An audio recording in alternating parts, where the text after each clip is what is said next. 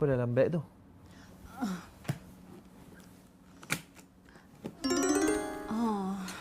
Ni duit yang haram tu. I tak berani nak guna sebab yalah kalau kita makan nanti jadi darah daging kita kan. Sayang, duit haram ni memang tak boleh campur dengan yang duit halal. Kalau campur nanti jadi haram juga yang duit halal tu. Bank account dah kosong kan dah? Dah, I dah asing dah. Ni je yang haram. Kalau macam tu, kita bawa jumpa ustaz, tengok ustaz tu boleh nasihatkan untuk sedekah ke tidak. Kalau tak boleh, kita bawa pergi polis, kita serahkan je kat diorang. Tak pun, kita terpaksa lumpuskan lah. Banyak sayang ni. Ya, banyak. Letak. Bik. Tengok ni. Pandai yang kucing tu exercise. Kan? Kucing pun pandai exercise. Bibi? Mana barang-barang yang untuk exercise saya beli tu elok je bersih. Comelnya dia exercise.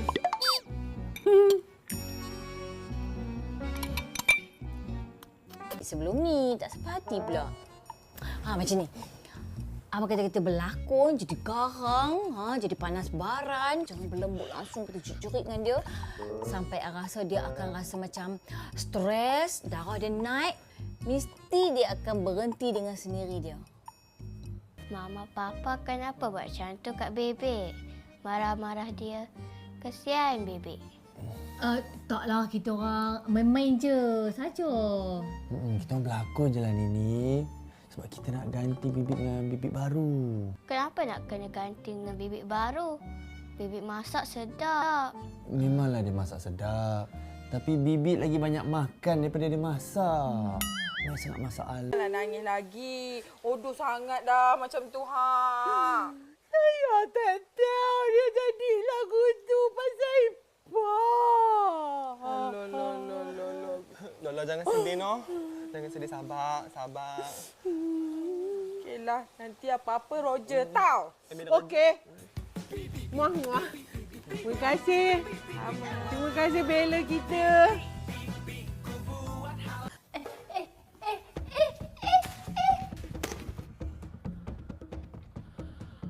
Banyaknya duit Puan. Tak bersalah Puan. Saya tak bersalah. Nyah kau dari sini.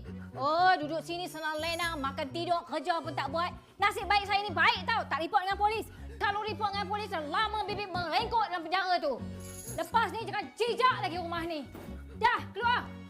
Keluar. Bibik! Puan. Siapa yang patut keluar daripada rumah ni? Bibik! Keluar! Puan dengar penjelasan saya, Puan. Puan tak salah, Puan. Puan. Dengar penjelasan saya dulu.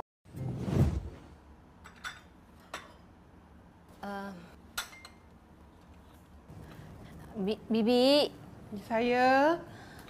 kami ni dah tak ada duit dah, Bibi. Tak tahulah, tak sangka sampai jadi lagu ni. Betul bibit. Sedap kita tak ada duit nak makan pun. Tak nak kena pindah rumah ni. Bibi carilah majikan lain yang mampu. Kami dah tak mampu, kami dah nak kena keluar daripada rumah ni. Mungkin kalau tak dapat flat, kami kena hidup gelandangan, Bik.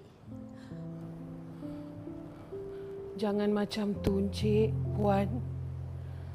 Kita senang bersama, kita susah bersama. Saya tak tergamak nak tinggalkan Encik dengan Puan dalam keadaan yang susah macam ni. Saya sanggup kerja, tak ada gaji. Saya akan bantu Encik dengan Puan cari duit. Ya? Jangan risau.